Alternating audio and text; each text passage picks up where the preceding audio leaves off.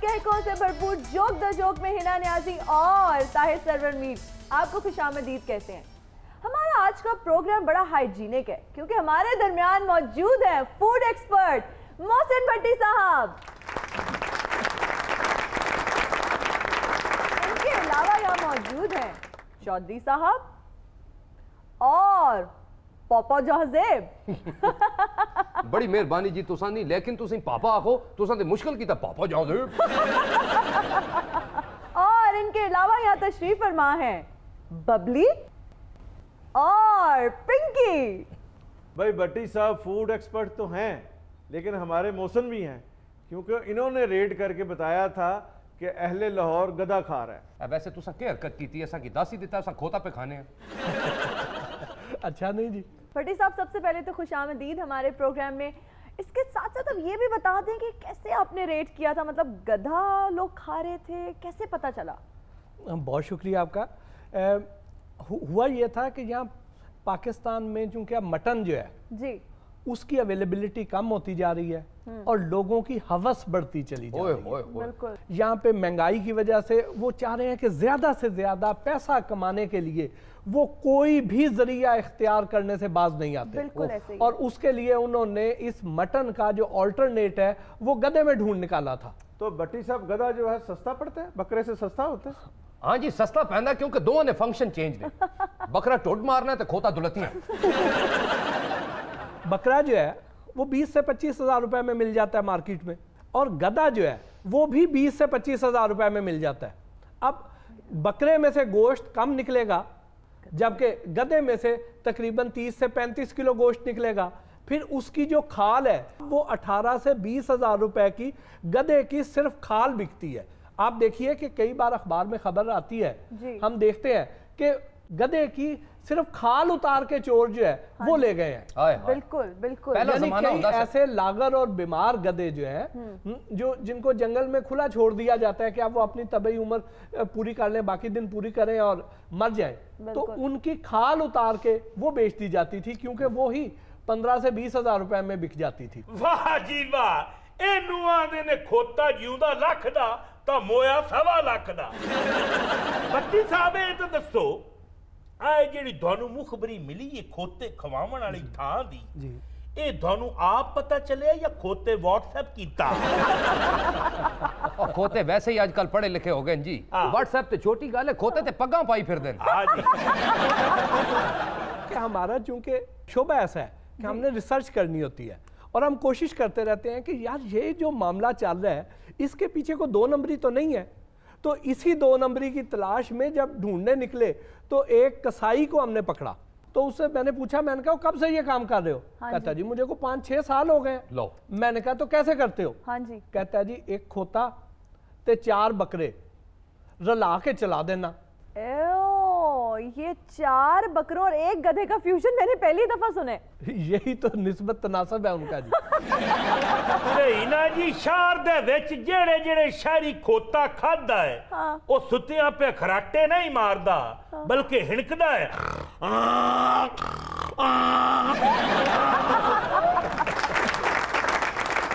मैंने कहा तुमको महकमा पूछता नहीं?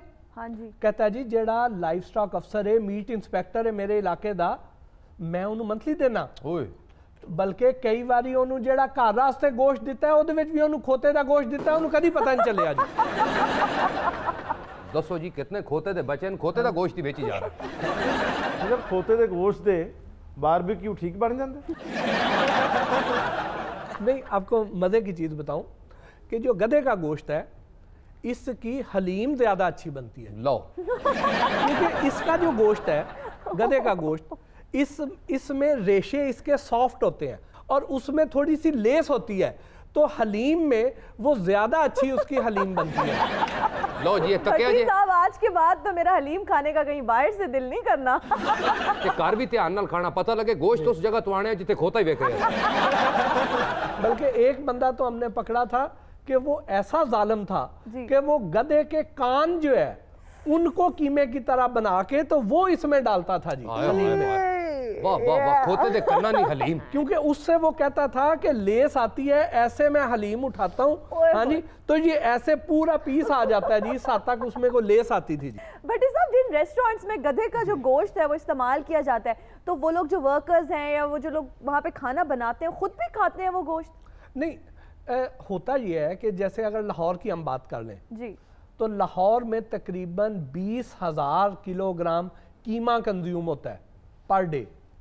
अब 20,000 किलोग्राम कीमा जब रोजाना कंज्यूम होता है, उसमें हमने जो मेजर सप्लायर इसका पकड़ा था, अब अल्हम्दुलिल्लाह लाहौर में गधे का गोश्त अब मिलना बंद हो गया। अब यहाँ पे नहीं है, अब आपको पंजाब में नहीं मिलेगा, ये दूसरे सूबों में आपको मिलेगा। अब जब हमने उस वक्त इसके बंदे को पकड़ा था जो मेजर सप्लायर था, तो उसका ये कहना था कि मैं इसमें 10,000 किलोग्राम जो है वो गधे का कीमा मैं सप्लाई करता हूं, और जो बाकी 10,000 किलोग्राम है उसमें से 5,000 मीट आइटम का कीमा है और 5,000 नॉन मीट आइटम का कीमा है। हम बड़े हैरान हुए कि ये नॉन मीट आइटम का कीमा क्या होता है, तो उसने बताया कि नॉन मीट आइटम ये है कि ओजरी और तिली, फेफड़े, इनको मिक्स करके तो इसको कीमे वाली मशीन में से गुजारते हैं, तो वो कीमे की शक्ल इख्तियार कर जाता है, पता नहीं चलता। भट्टी साहब, अब आप गारंटी दे रहे हैं जी कि अब इस तरह का गोश्त जो है लाहौर में और पंजाब में दस्तयाब नहीं है? पार्टी साहब, तो पहले तुसा की मैं गारंटी दे सा कि वाकई लाहौर च हुण खोते ना कीमा खत्म हो गया। कैसे? वो दी वजह सड़कों ते तुसा की कदी हुण को खोता मिले खोते खत्म, कीमा भी खत्म। और नहीं जी नहीं, पाकिस्तान में गधों की कमी नहीं है जी। हाँ, के मतलब तो सब तकिया जी है मिकी आखड़न पे। ये तो हबीब जालब भी कह गए जी, माशाअल्लाह जी वाह, आगे एक बंदा नहीं मानो तो तुसा नाल हबीब जालब भी पाई गए। ਬੱਟੀ ਸਾਹਿਬ, ਅਸੀਂ ਪਿੰਡ ਥਾਂ ਦੇ ਰਹਿਣ ਵਾਲੇ ਆ, ਸਾਡਾ ਅਕਸਰ ਲਾਹੌਰ ਚ ਆਣ ਜਾਣ ਹੁੰਦਾ ਹੈ। ਆ ਮੈਂ ਪਿਛਲੇ ਦਿਨਾਂ ਦੇ ਵਿੱਚ ਇਥੋਂ ਲਾਹੌਰੋਂ ਰੋਟੀ ਖਾਂਦਾ ਰਿਹਾ, ਇਹ ਦੱਸੋ खोता ही खादा या कुछ और खाता है? अगर आपने मटन खाया होता ना, हाँ जी, तो आपके ये कान गधे की तरह खड़े ना होते। वाह भट्टी साहब वाह, मैनू तो लगिया तुसी दुल्ले भट्टी दे अजीज हो, गल्लां तो बाद यह मालूम हुआ तुसी दिलदार परवेज भट्टी दे अजीज हो। भाई, जहाँ दुल्ला भट्टी बहुत बड़े आदमी थे, वहाँ दिलदार परवेज भट्टी साहब भी अपने शोबे के बहुत बड़े आदमी थे। और जितने भी बड़े आदमी हों जी, खोता तो नहीं ना खादा उन्होंने, खोता तो खादा चौधरी ने। अच्छा, तुम दस रहे से जी वो पंजाब में सफाई हो गई है, क्या गल सी पूरी दसना जरा। हाँ जी, वो ये है कि अब पंजाब में खासी बेहतरी हो गई है। बदकिस्मती ये थी कि यहाँ पे कानून नहीं था कि जिस शख्स ने गधे की स्लॉटरिंग की है और गधा बेचा है, वो अगले दिन उसकी जमानत हो जाती थी और उसे 500 रुपया जुर्माना होता था, यानी आधा किलो गोश्त के बराबर जुर्माना होता था। लेकिन हमने इस पे चूंकि खासी आवाज़ उठाई, बड़ी कोशिश की, और अल्हम्दुलिल्लाह यहाँ कानून इतना सख्त बन गया कि ये अब नॉन बेलेबल ऑफेंस है, अब नाकाबिले ज़मानत है।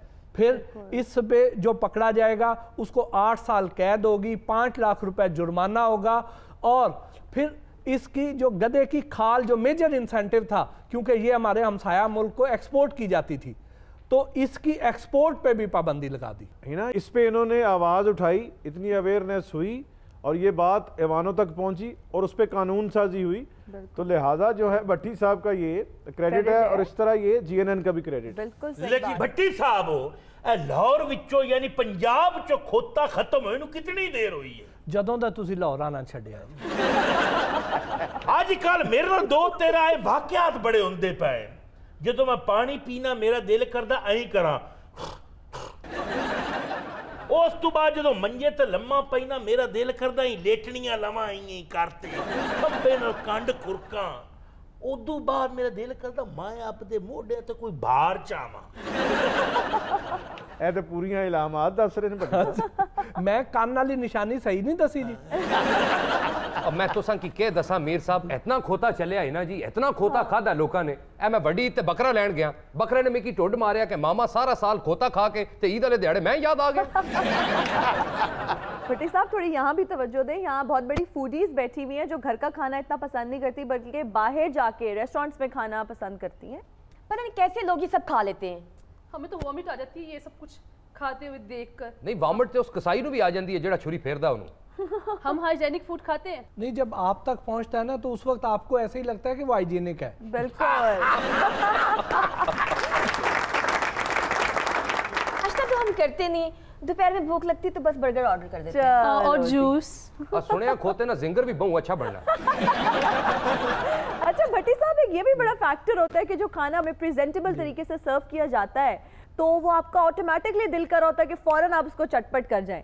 नहीं, देखिए, जो चीज़ हमें देखने में अच्छी लगती है हम उसको फौरन खरीद लेते हैं, खा लेते हैं, हालांकि ये नहीं देखते कि बैकएंड पे कैसे तैयार हो रही है। बैकएंड पे अब जिस तरह के ये बर्गर्स बता रही हैं, अब आपने वो प्रोग्राम सॉसेजेस वाला हमारा देखा होगा। मैं तकिया जी, मैं तकिया देखा है। और जरा रोदे ना बढ़ना सा जो रोदे से ओए बनना। ओए ओए वो तो देख के अजीब सी।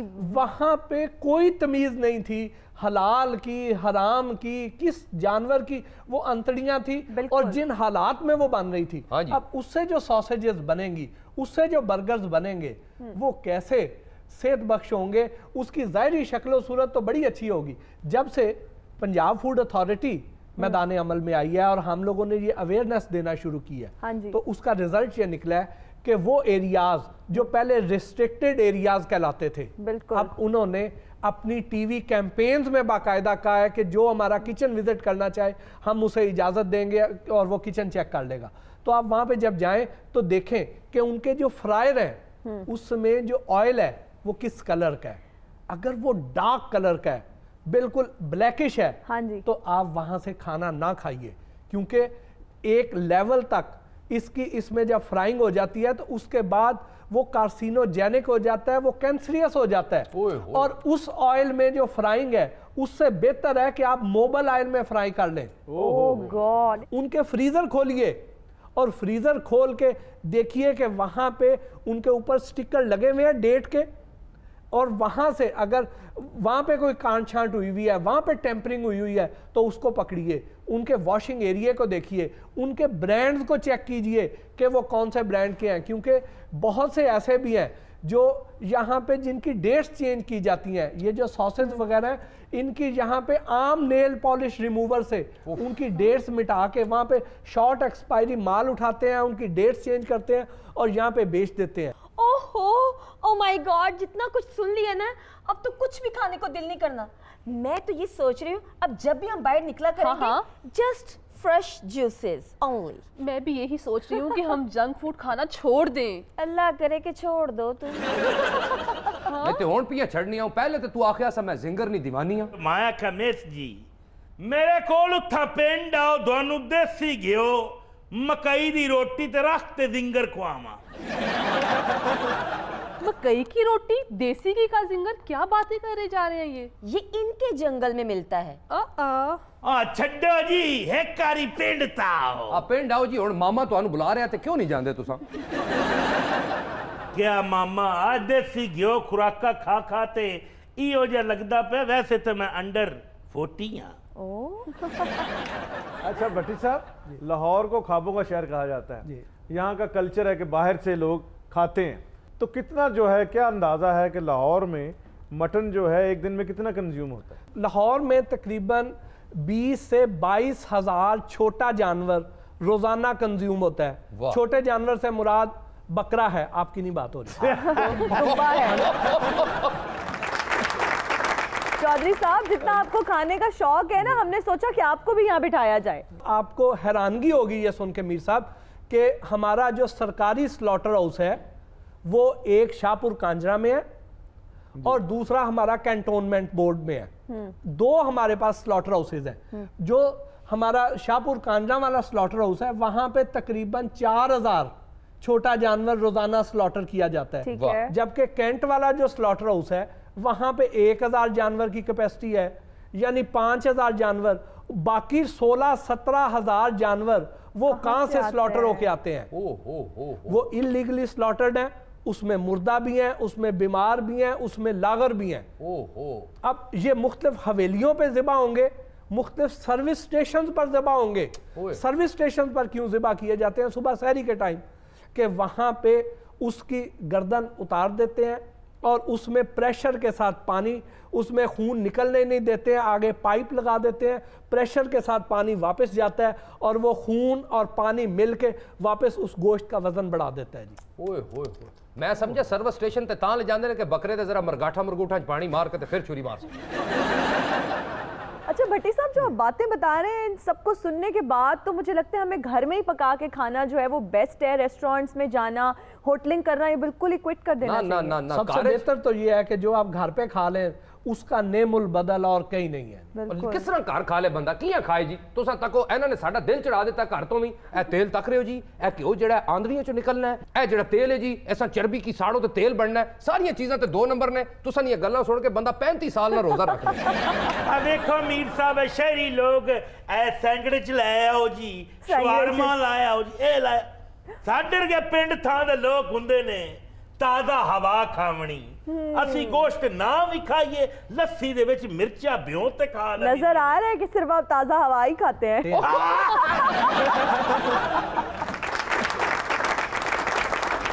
तो मदीना साथ का वक्त हुआ एक ब्रेक का, हम हाजिर होंगे ब्रेक के बाद।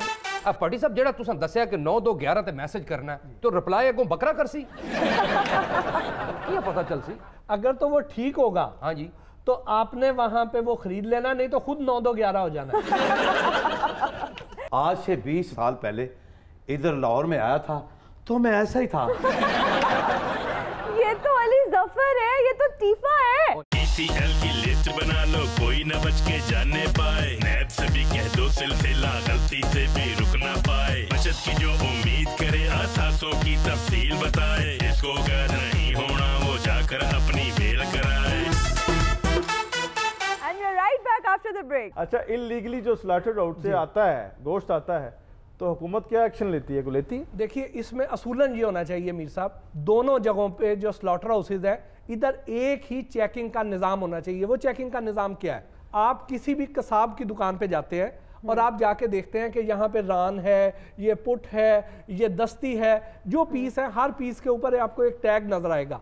आप वो टैग का जो बारकोड है उसको 9-2-11 पे SMS कर दें, फौरी तौर पे आपको रिप्लाई आ जाएगा कि ये गोश्त किस जानवर का है और उसके बाद इसकी लाइफ क्या है, एक्सपायरी क्या है और आपने किस कसाब को इशू किया है। अगर ये सारी चीज़ें मैच कर जाएं तो इसका मतलब ये है कि वो गोश्त ट्रेसेबल है, वो ठीक है और वो आप कंज्यूम कर सकते हैं। अब यही सिस्टम जो कैंटोनमेंट बोर्ड में से उधर उस स्लॉटर हाउस से जो गोश्त आता है उसके ऊपर भी नाफज होना चाहिए। ये नहीं है कि उसके ऊपर अलहदा सिस्टम है, इसके ऊपर अलहदा सिस्टम है।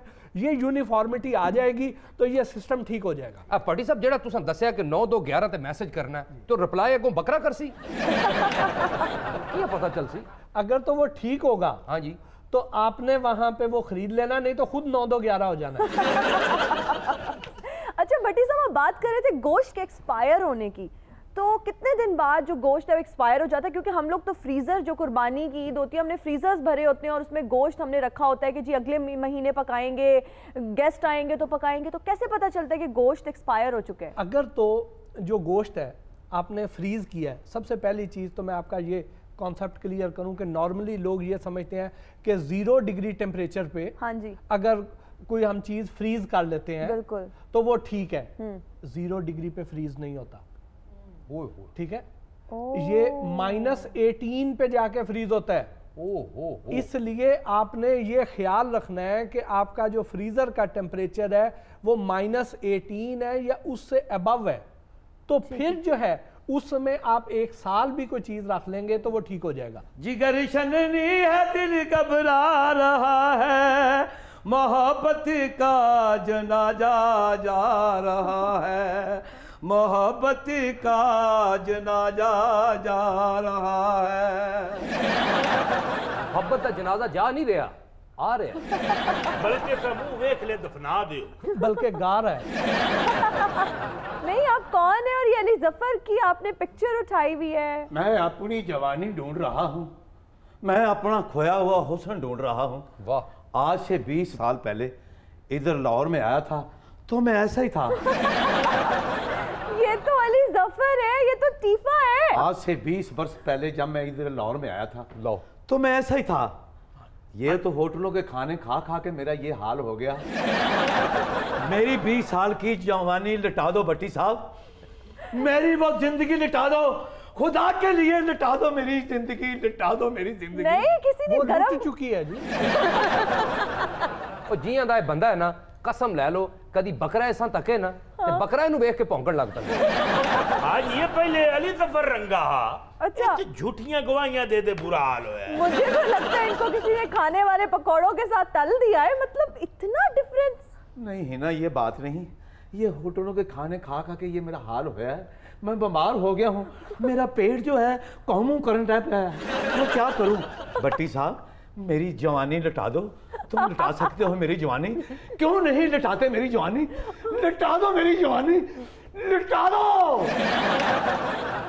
अच्छा भट्टी साहब, ये अपने ज़माने का बड़ा मशहूर डायलॉग है जो फिल्म इंसाफ और कानून में अदाकार मोहम्मद अली ने बोला था। अब मैं क्या भट्टी साहब तुसा नहीं भावी की ना शौर में बहु पसंद है, जितनी देर तक रात में 2-3 शौर में खावे ना उसा नींद ही नहीं आती। मैं सिर्फ इस वास्ते आन देना कि चिकन ते जरा हेल्थी है ना जी। पापा जी जी जी उसमें भी एक छोटा सा मसला है।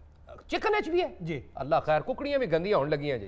लाहौर में तकरीबन 15 लाख मुर्गी रोजाना खाई जाती है। बिल्कुल ठीक, अब इसको जो सप्लाई करने के लिए गाड़ी आती है, आप वो देखें कि उस गाड़ी में कोई भी वेदर शील्ड नहीं होती है। नहीं जी, जंगला होता है हाँ जिसमें मुर्गियां कैद की होती हैं और उनको लाया जाता है।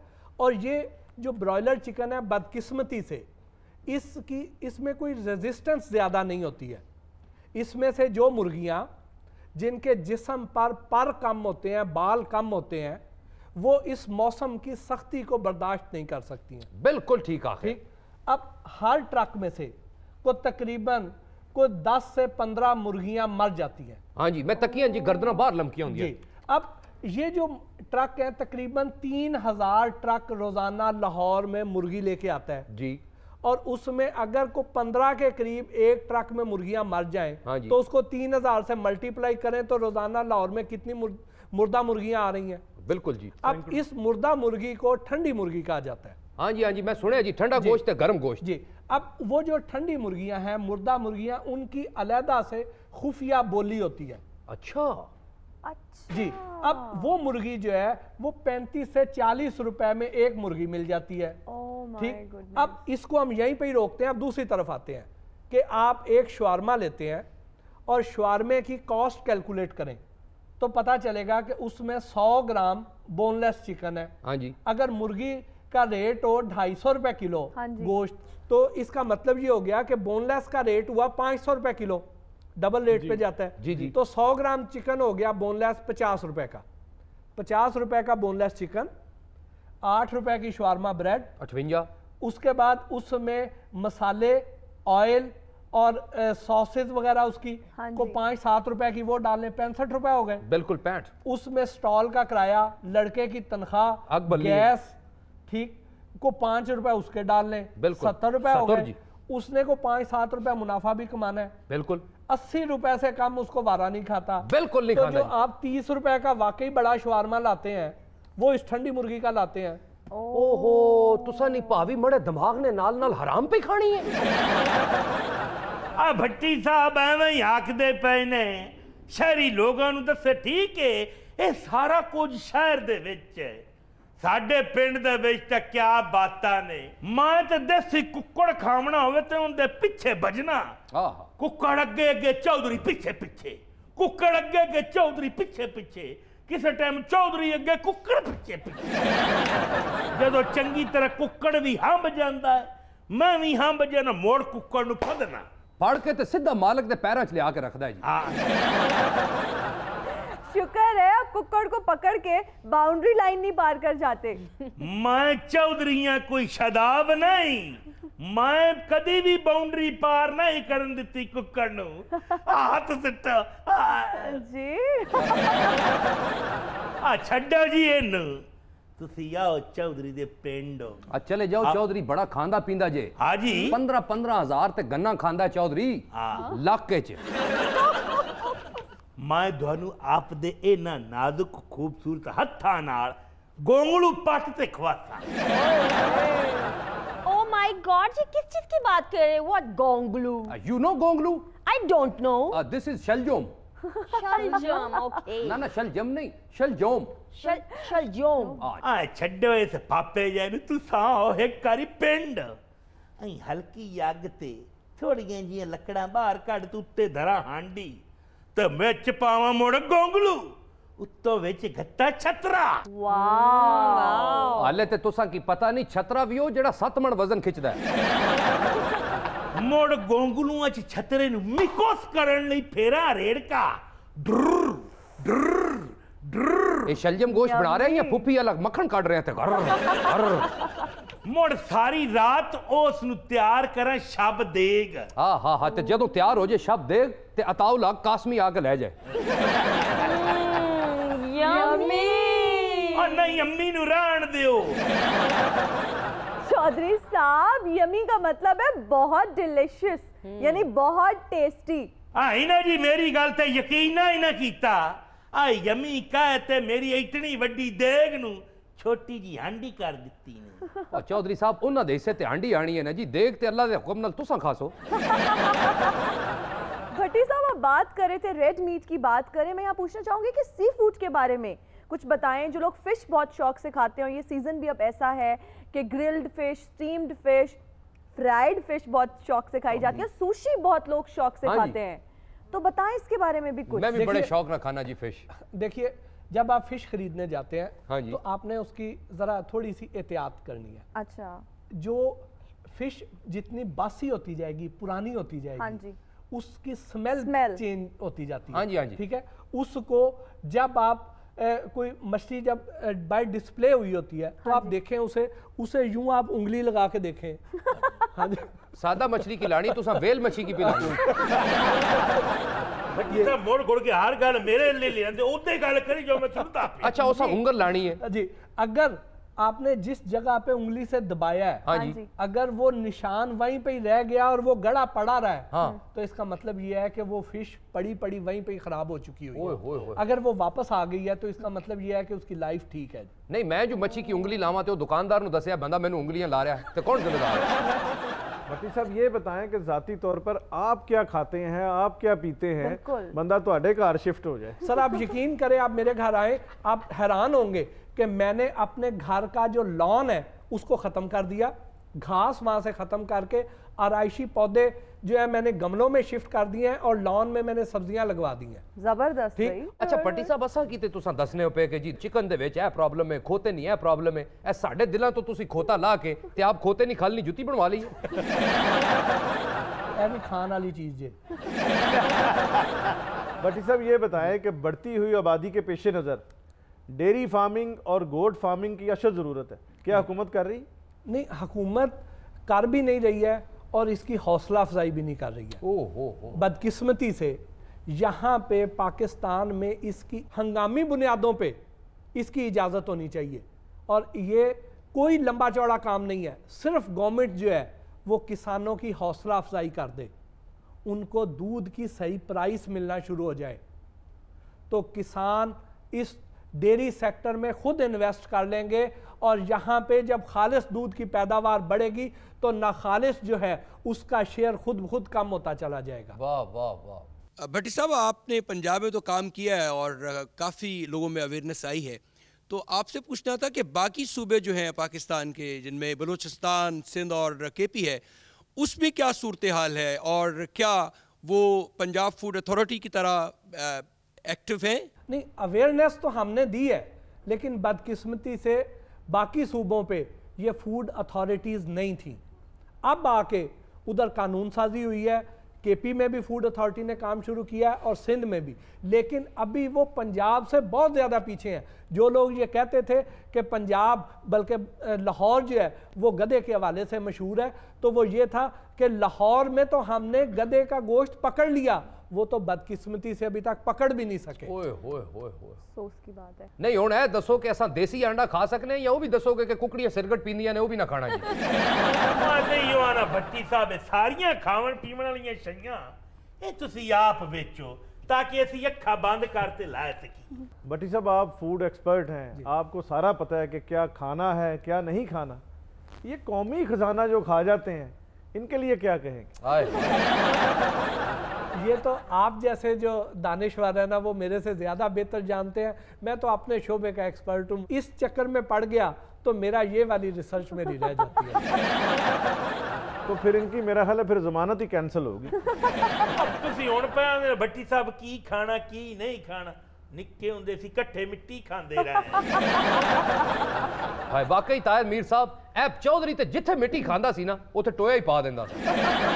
बल्कि ये जहाँ बैठते हैं वहाँ टोया पड़ जाता है। अच्छा मैं कहा भट्टी साहब जितनी तुसी लोगों की अवेयरनेस दी है खोते ने बारे ते खोते ते तुहानू वेख के हुण खुश हो जांदे होसन कि ओ आ गया साडी जान बचाने वाला। दे बड़ा खुश होते हैं, इज्जत से अपने दरमियान बिठाते हैं।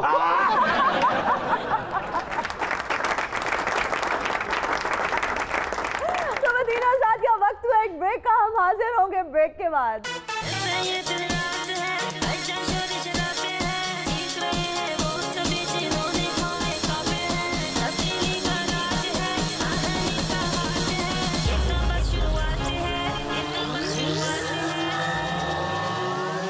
अभी तो फैंटी शुरू हुई है।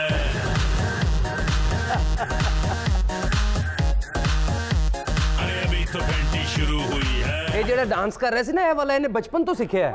ਇਹਦੀ ਅੰਮੀ ਛੋਟੇ ਹੁੰਦੇ ਤੇ ਸਿਰ ਤੇ ਰੱਖਦੀ ਸੀ ਕੱਪੜਿਆਂ ਵਾਲੀ ਪੰਡ ਤੇ ਇਹਨੂੰ ਲੈ ਜਾਂਦੀ ਸੀ ਨਹਿਰ ਤੇ ਸਾਬਣ ਲਾ ਲਾ ਸੁੱਟੀ ਜਾਂਦੀ ਸੀ ਇਹ ਫਿਰ।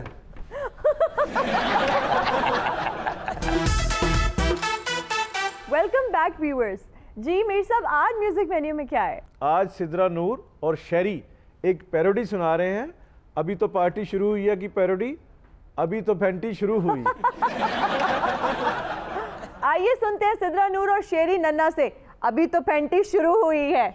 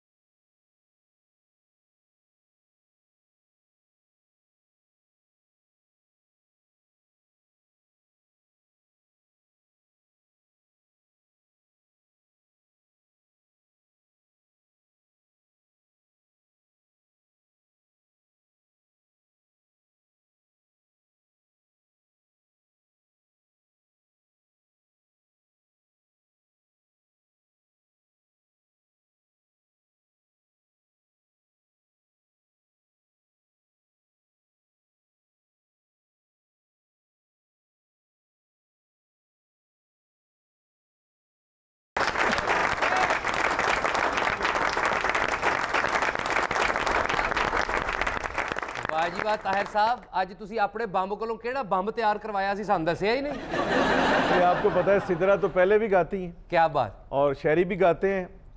यहाँ जब रोल कर रहे होते हैं मुख्तलिफ, हाँ जी, तो उसमें गा रहे होते हैं। शायरी को दरअसल शुरू से ही गाने की बीमारी है। लेकिन बहुत अच्छा गाया, क्या बात है सिदरा, आपने भी कमाल कर दिया। शेरी कमाल करता ही गाने च, हालां तू हमेशा खाने च ही कमाल कीता है। नहीं वाकई सिदरा ने बहुत अच्छा गाया और बड़ा जस्टिस किया। पूरा अटायर मैं तो देख के बड़ा इम्प्रेस हुई हूँ कि गाने के साथ साथ पूरा अटायर, पूरा गेटअप भी चेंज होता है। भाई जस्टिस किया इस गाने के साथ, जो एक्सप्रेशंस थे, जो मूड था और जो एनर्जी थी, कमाल, कमेंडेबल है ना। ये जो गाना है रैप, ये अमेरिका और अफ्रीका के जो काले हैं जी, उन्होंने इसको जो है इंट्रोड्यूस करवाया है। बिल्कुल। हिना सिदरा ने जो गाया वो आपको पसंद आया। मैंने भी सॉन्ग गाया, कोई पतीसा नहीं बेच रहा हूं। हालां तू पतीसा बेच नहीं सकता, तेरे की शायद उत्ते रख के ते पतीसा बेच ही रहा बिल्कुल ठीक कहा है। नहीं वैसे यहाँ मैं ये भी कहना चाहूंगी कि जिस कॉन्फिडेंस और एक्सप्रेशंस के साथ शेरी ने परफॉर्म किया, मतलब कि वो जो बॉडी लैंग्वेज थी पूरा ही उसके अंदर गाने में घुसे हुए थे, और पूरा जो गेटअप चेंज करके आ गए हैं। भाई मैंने तो आपको कभी इस तरह से नहीं देखा। Thank you. ए घरदिਆਂ ने भी नहीं कदी ਇਹਨੂੰ ਇੰਜ ਵੇਖਿਆ। ਇਹ ਜਿਹੜਾ ਡਾਂਸ ਕਰ ਰਿਹਾ ਸੀ ਨਾ, ਇਹ ਵਾਲਾ ਇਹਨੇ ਬਚਪਨ ਤੋਂ ਸਿੱਖਿਆ ਹੈ। ਇਹਦੀ ਅੰਮੀ ਛੋਟੇ ਹੁੰਦੇ ਤੇ ਸਿਰ ਤੇ ਰੱਖਦੀ ਸੀ ਕੱਪੜਿਆਂ ਵਾਲੀ ਪੰਡ ਤੇ ਇਹਨੂੰ ਲੈ ਜਾਂਦੀ ਸੀ ਨਹਿਰ ਤੇ, ਸਾਬਣ ਲਾ ਲਾ ਸੁੱਟੀ ਜਾਂਦੀ ਸੀ ਇਹ ਫਿਰ। भाई गाने वाली कॉमेडी जो होती है कॉमेडियंस को वो और बड़ा करती है। वाह। हमारे यहाँ ये रवायत है कि ज़रीफ साहब, बड़े ज़रीफ, उनके बाद मुनव्वर ज़रीफ साहब, इन दोनों भाइयों ने गा के कॉमेडी की है। वाह, बिल्कुल। हा बिल्कुल सही किया तुसी ताहिर साहब। ए मुनव्वर साहब और वड्डे ज़रीफ साहब तो बाद भी यह सिलसिला रुकिया नहीं। फिर साडे स्टेज दे बब्बू बराल साहब, शौकी खान साहब, अमान उल्ला साहब, अलबेला साहब, इन्हां लोगों ने गा के कॉमेडी की थी और कमाल की थी। वाह वाह। बिल्कुल ऐसे ही अमिताभ बच्चन ने बॉलीवुड में गाकर कॉमेडी की है, महमूद साहब ने गाकर कॉमेडी किया, मतलब he is a big name. यहाँ मोइन अख्तर साहब ने जो है वो भी बहुत सुरीले थे, और उन्होंने कुछ उनके आइटम्स ऐसे थे जो वो गा के करते थे।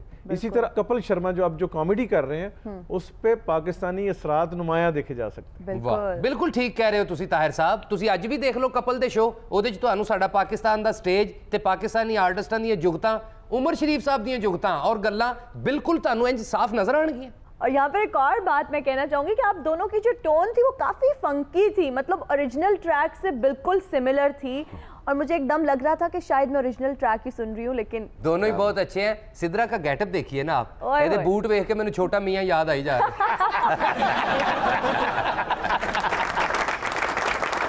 तो साथियों वक्त हुआ एक ब्रेक का, हम हाजिर होंगे ब्रेक के बाद। मैं अपने कॉलम से दुखी इंसानियत को उन्मान देता हूँ। बड़ी बात की है भाई कालम निगार साहब ने। जैसे वो सागर सिद्दीकी ने कहा है ना कि मैं फसाने तराश रखता हूँ, आप उन्वान ढूंढ कर लाएं, आओ बादाकशों की बस्ती से कोई इंसान ढूंढ कर लाएं। मैं सोचती हूँ मुझे पंख लगे हों, मैं 7वें आसमान से उड़ती हुई यहाँ आ रही हूँ। आपने मिस्री हुसैन नहीं देखा कभी? माफ करे। खुदा सोने मुखड़े बनाता है जी कम, मर मिटे तुझ पर भूल गए हम, दिल गया ले गया सनम, तुझे देखा सांसें मुझे आती अब कम। Welcome back after the break. Mir साहब हम जदीद दौर में जी रहे हैं और इस मॉडर्न एरा में भी जहनी अमराज जो है वो खतरनाक हद तक बढ़ रही हैं। है ना, आपको पता है कि 22 करोड़ आबादी में हमारे यहाँ 2 करोड़ लोग जो है ज़हनी अमराज का शिकार है। बिल्कुल। इस रेशो से हर चौथे घर में एक ज़हनी मरीज पाया जाता है। मीर साहब फिर इस हिसाब से तो हर गली में एक साइकेट्रिस्ट भी होना चाहिए। यहाँ तो आवाम को पिछले 70 सालों में बुनियादी सहूलतें ही मैसर नहीं है, डॉक्टर्स पूरे कहाँ से होंगे। बिल्कुल। दिमागी अमराज को दुनिया में कहीं भी आसान नहीं समझा जाता। अमेरिका में भी इसकी रेशो ये है कि 10,000 आबादी पे एक साइकेट्रिस्ट है। हाँ जी बिल्कुल, और यूरोप में तो 25,000 जहनी मरीजों के लिए सिर्फ एक डॉक्टर है। मीर साहब इसके पाकिस्तान में क्या रेशो है? एक डॉक्टर और 5 लाख जहनी मरीज। अलार्मिंग सिचुएशन है मीर साहब ये तो फिर। जी बिल्कुल। इस हिसाब से तो मुझे आप भी ज़हनी मरीज लग रहे हैं। आपको पता ही नहीं, एक पढ़े लिखे आदमी को, ग्रेजुएट आदमी को आपने बुला के आप ज़हनी मरीजों पे बात कर रहे हैं। खुदा का खौफ करें। आपको पता है मैं लंदन स्कूल ऑफ इकोनॉमिक्स से पढ़ के आया हूँ, इधर लोग मेरी इज्जत नहीं करते। ये पागलपना नहीं तो और क्या है, मुझे बताइए। अरे नाराज क्यों हो रहे हैं, अपना तारुफ ही करा दे। अपना तारुफ करवाओ, अपना तारुफ करवाओ। तुमने मुझे नहीं पहचाना? नहीं। इसमें तुम्हारा कसूर भी नहीं है। नीला थोथा बन के बैठी हो। वैसे भी मुझे लोग मेरे कॉलम से पहचानते हैं। Oh very bad. किन लोगों के पास आपने बिठा दिया? आपको पता है हमने क्या पढ़ा था लंदन में? क्या? हमने ये पढ़ा है कि पैसा पैसे को खींचता है। अच्छा। पैसा पैसे के साथ जुड़ता है, यानी पैसे में ग्रेविटी है। और यहाँ आके क्या पता चल रहा है? जदों तक नोटां दी बहार सजना उदों तक तेरा मेरा प्यार सजना। इस बात का हिसाब तो असद उमर भी नहीं दे सकता आपको। नहीं, आपने बड़ी अच्छी बात की है कि मीर साहब, मैं इनकी बात से एग्री करूंगी कि लोग आजकल बहुत ज्यादा मटेरियलिस्टिक हैं और इंसान की वो कीमत नहीं है, वो कदर नहीं है जो पैसे की इस दुनिया में है। ऐसे कौमें सरवाइव नहीं करती। ये है तो मीर साहब किसी मेंटल डिसऑर्डर का शिकार, लेकिन इनकी बातों में दम है। भाई हिना, आपको पता है कि एक ज़हनी कैफियत का नाम है शिज़ोफ्रेनिक। उसमें क्या होता है कि बंदे का क्रिएटिव जो रेडियस है वो बहुत एक्सपेंड कर जाता है। बिल्कुल। मंटो के बारे में कहा जाता था कि वो इस बीमारी में मुब्तला, स्किज़ोफ्रेनिया। Very bad. भाई कौवे को देसी चूजा कहने वाले, आपको नहीं पता बातें क्या हो रही हैं ये। अच्छा भाई साहब, आप कौन है? लगता है सारे रंग आपने एक ही दिन में पहन लिए हैं। आप भी अपना इंट्रोडक्शन करवाएं ना। I am Farkha, I am not terrorist. ये टेररिस्ट नहीं है, टेररिस्ट जो चलाते हैं ये वो है। फवाद खान जैसी पर्सनालिटी कहीं से नहीं लग रही। मुझे लगता है कि इनको ऑब्सेसिव कंपल्सिव पर्सनालिटी डिसऑर्डर है। अच्छा, इस बीमारी में क्या है कि इसकी टाइप्स बहुत है। दुनिया में तो बहुत इसकी लंबी चौड़ी इसकी रिसर्च हो रही है। बिल्कुल। लेकिन पाकिस्तान में ऐसे मरीज जो हैं बुनियादी सहूलतों से महरूम। बिल्कुल। वेरी बैड मीर साहब। पाकिस्तान की बात कर रहे हैं आप। ये देखें, अभी बता रहा था कि मैं टेररिस्ट हूँ। मैं जब से आया हूँ पाकिस्तान में, जिस सड़क पे जा रहा हूँ, जिस रोड पे जा रहा हूँ, हर जगह टेररिस्ट जला के रोड ब्लॉक किए जा रहे हैं। ओके इनाम, बकिया इंटरव्यू कर दूंगा। अभी मैंने एक बहुत बड़े इंटरनेशनल चैनल को अपना बीपर देना है। बहुत अच्छी, तुम्हारा बीपर और चैनल पे एडा बड़ा तो कैमरा ही नहीं बने आज तक। ताहिर मीर साहब, आपने मेरा कॉलम पढ़ा है? आपके कॉलम का क्या अनुमान है? रोगने दंदान से रोजने दीवार से। आपको पता है अताउल कासमी साहब के कॉलम का अनुमान है। मीर साहब, ये तो कहीं से भी कासमी साहब नहीं लगते। आप दूर बैठी हुई हैं, इधर से देखें मुझे वही लग रहे हैं। वो कासमी साहब है, मैं कॉस्मोपॉलिटन हूं। इसके बाद जो आपने जो कट्टी कट्टा निकालना है निकाल ले। ये अताउल्ला कासमी वही है ना, वो जिनका शेर मशहूर है, तुझे अब भूल जाने का इरादा कर लिया है। मीर साहब, इतनी तरक्की के बावजूद हमारे यहाँ ज़हनी अमराज का इंफ्रास्ट्रक्चर बिल्कुल भी स्ट्रॉन्ग नहीं है। भाई मसला ये है कि हमारी 70% आबादी जो है रूरल एरियाज पर मुश्तमिल है और इतनी बड़ी आबादी के लिए 350 साइकियाट्रिस्ट हैं। ओह, ये तो बहुत ही सैड सिचुएशन है। आप अंदाज़ा कीजिए कि इस तरह से करोड़ों ज़हनी मरीजों की ज़िंदगी खतरनाक हाथों में चली जाती है। आप क्या ढूंढ रहे हैं इस गरम रेत में? हैं? क्या ढूंढ रहे हैं इस गरम रेत में? छोरा छोरी चने के खेत में। अच्छा, आप तो बताएं, आपका क्या नाम है? नाम? माँ बाप ने तो मेरा नाम बल्कीस रखा था, लेकिन मुआशरे में मुझे माहिरा हयात पसंद आया। माहिरा हयात? जी है ये माहिरा हयात, लेकिन हीरोइन ये डोंकी किंग की है। ये तो मुझे अमेलगमेशन लग रहा है, माहिरा खान और महविश हयात का। ऐसी बात नहीं है फहद मुस्तफ़ा, तुम शौक़े ना बनो। फहद मुस्तफ़ा? मैं अपने कॉलम से दुखी इंसानियत को उन्मान देता हूँ। बड़ी बात की है भाई कालम निगार साहब ने।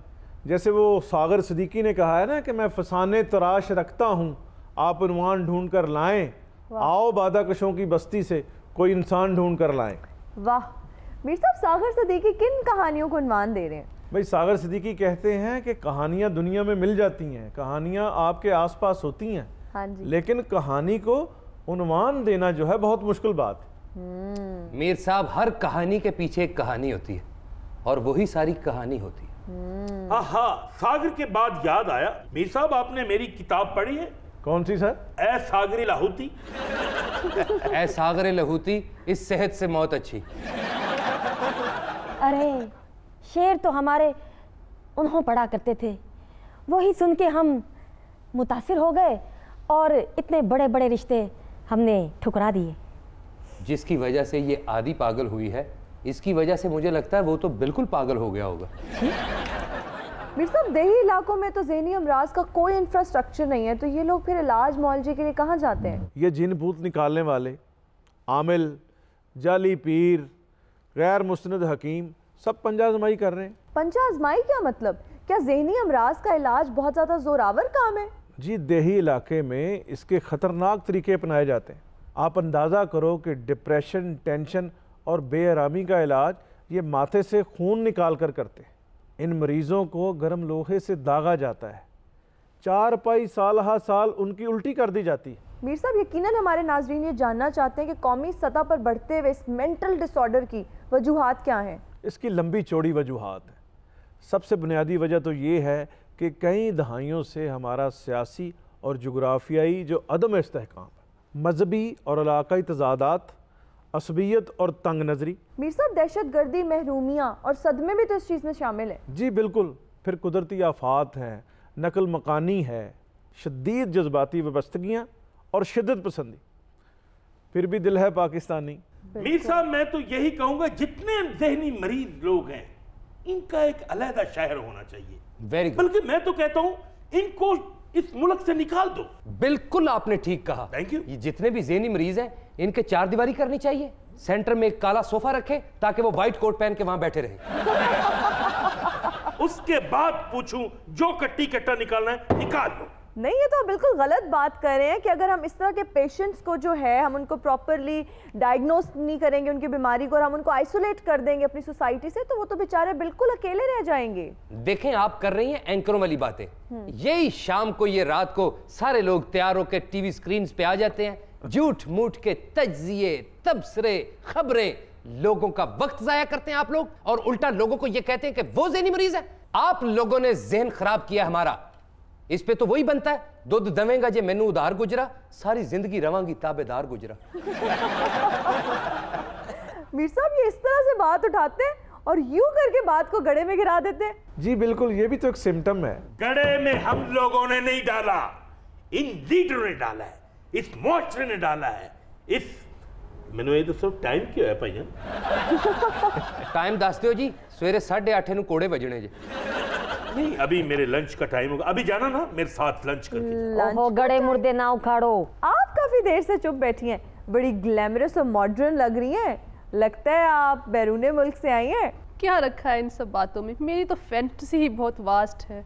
मैं सोचती हूँ मुझे पंख लगे हों, मैं 7वें आसमान से उड़ती हुई यहाँ आ रही हूँ। आपने मिस्री हुसैन नहीं देखा कभी? माफ करे। आपका नाम क्या है? क्या रखा है नाम में? फिर भी बता देती हूँ, मेरा नाम हिना नियाजी है। Very bad. इस नाम की लड़की का मैंने सुना है, वो तो बिल्कुल पागलों की आईजी है। आ जाती है रात 11:05 पे। आइए तो नाज़रीन, हम आपको साथ लिए चलते हैं। मैं हूँ हिना नियाजी और सामने बैठे हैं ताहिर सरवर मीर साहब। उस लड़की के बारे में हमने ये सुना है ताहिर साहब कि उसको आप ये भी कहें खाना खाना है तो वो करती है काका काका काका काका। मुझे तो लगता है उसे एहसास बर्तरी है, हर वक्त दांत निकालती रहती है। ऐसी दांत निकालने वाली बच्ची किसी गरीब घर में पैदा हो जाए तो सारा मल्ला कहना मस्तेगी है। मैं तो कहती हूँ चलें फिर आए सब उसके लिए मिलके दुआ करते हैं। दुआ ऐसी करना जो मुझे लगे। तुझे दुआ नहीं लगेगी, उल्ली लगेगी। बल्कि जैसी तुम्हारी शक्ल है तुम्हें कीड़ा लगेगा। यारो सब दुआ करो, मिल के फरियाद करो, दिल जो चला गया है उसे आबाद करो।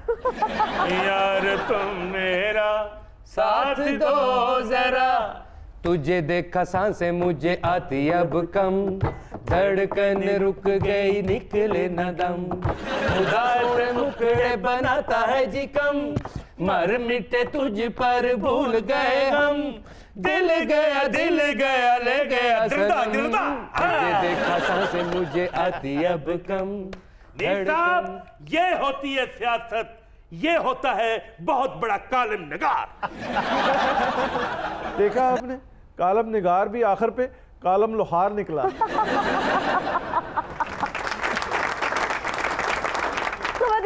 आज के प्रोग्राम का वक्त हुआ खत्म। आपसे मुलाकात होगी कल। अपना ख्याल रखिएगा। अल्लाह हाफिज।